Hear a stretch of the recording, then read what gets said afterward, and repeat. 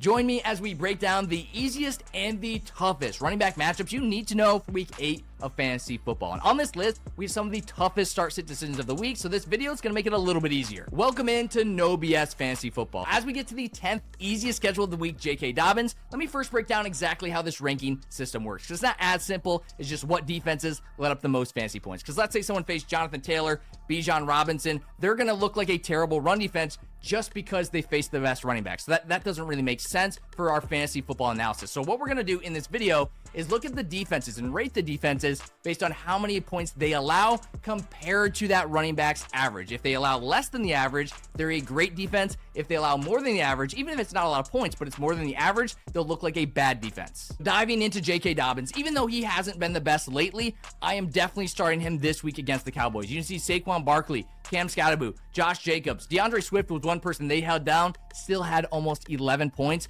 Breece Hall was amazing. Rico Dowdle was amazing. So this is a defense that's not only been letting up huge fantasy points, they have faced some good running backs. Let's give the Cowboys a little bit of a break there. That's why they're only number 10 on this list, even though they have allowed the third most points to running backs. They've also faced some of the best, but it still is a very favorable matchup. So I'm definitely starting J.K. Dobbins this week. But the 10th hardest matchup goes to Bill Krosky-Merritt facing a Chiefs defense. And the other thing I want to note about this Chiefs defense, they're getting even better because with Rashee Rice back and with Xavier Worthy back, the offense is clicking on all cylinders. They're going to score a touchdown on nearly every drive, and that's going to force their opponents to pass the football. Even though Bill Krosky-Merritt, he's had a couple good games like week 1 and week 5, I am definitely leaving him on the bench this week. Number 9 is Isaiah Pacheco, and right here, the Washington Commanders are the 17th ranked defense in total fantasy points allowed to running backs. This is what other pages are going to tell you. This is why you need to subscribe here. This is why this channel is bringing you the best analysis, because the fact of the matter is, when you go to the matchup tab, and another reason you want the Walter Picks app,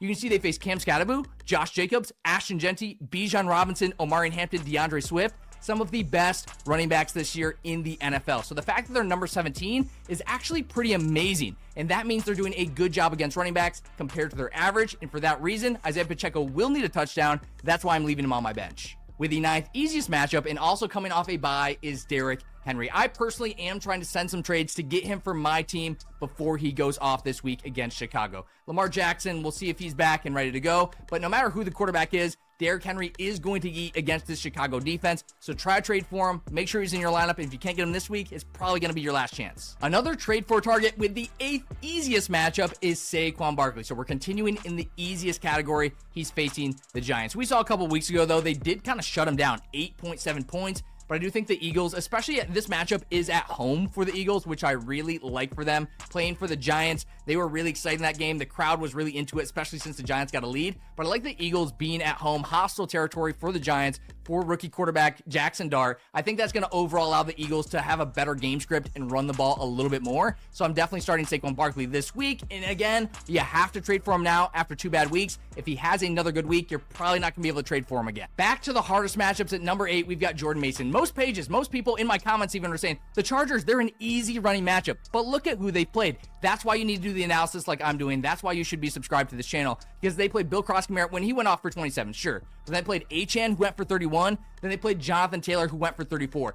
These are not normal running backs, especially Achane and Jonathan Taylor. When you play 2 of the best in the entire league, you are going to look like a weak running back team. But overall, they're not that bad. And Jordan Mason, you have to sit him in this game. Aaron Jones is back for this game. They'll remove some of his receiving upside, so I'm definitely sitting Jordan Mason. Number 7 is his opponent, Kamani Vidal. I'm going to bench him as well, because last week against the Colts, he was worse than average. And against the Vikings, it's a pretty tough matchup, and his backup is Nyheim Hines, a pass-catching running back. That's his specialty. So Vidal may take that early down work. They may use Hines on the 3rd down work. That further limits his upside. The 7th easiest schedule goes to Rachaad White and the Buccaneers. This week, they're facing the Saints. The Saints overall have been pretty weak. They've also done bad against running backs as well, giving the 7th easiest schedule. So whoever's kind of starting for this Buccaneers offense, I know they've been pretty injured. You got to lock them into your lineup. The 6th easiest schedule goes to Jonathan Taylor. Obviously, you're going to start him, so I'm not going to waste your time with this one. Now, the 6th hardest schedule is Alvin Kamara. And again, Tampa Bay, let's look at who they played, because most people are going to look at this. They're going to be like,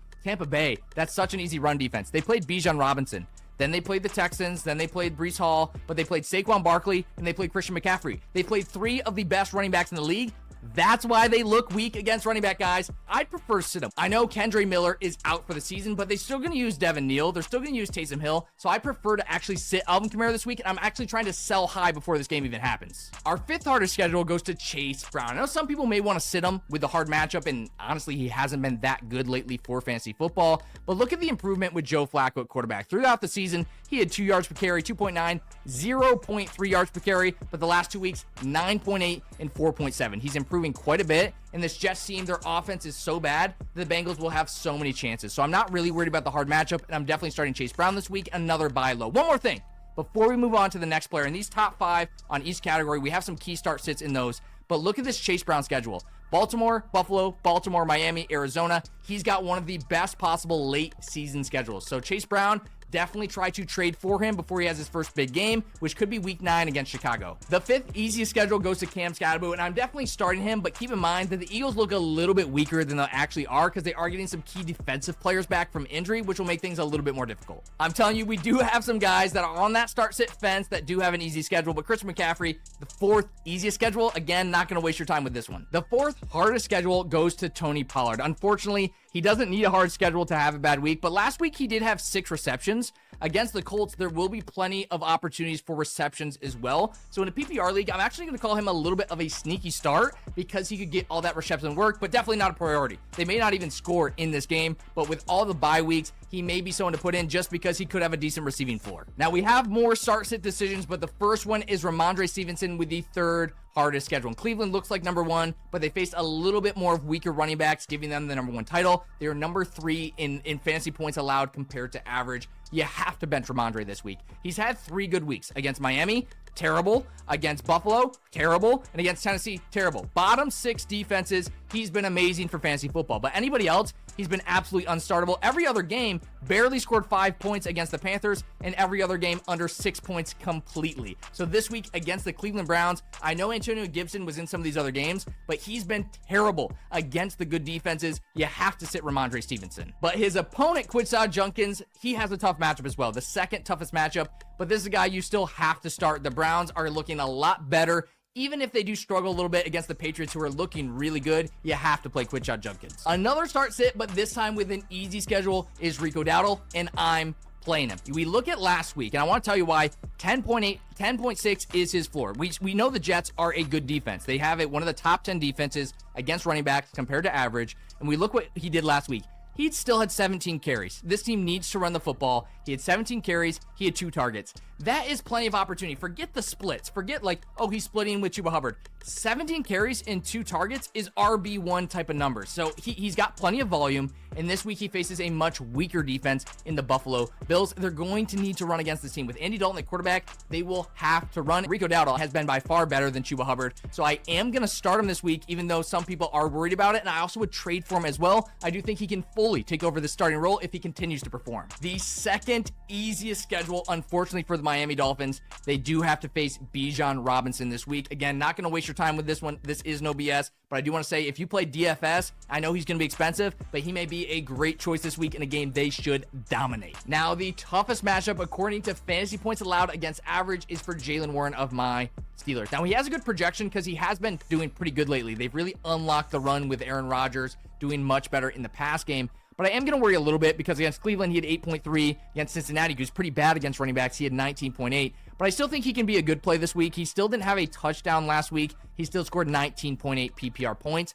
So I'm probably going to play him, but he's definitely down to more of a flex value than this 19.8 he scored last week. And the easiest schedule goes to the Chicago Bears. So if you have DeAndre Swift, you may want to add Kyle Monangai off of waivers if he's there, because if Swift misses this game, you definitely need to start Monangai because this is the best possible matchup. Drop any start sit questions down below and hit that like and subscribe to get this running back hardest easy matchup every single week.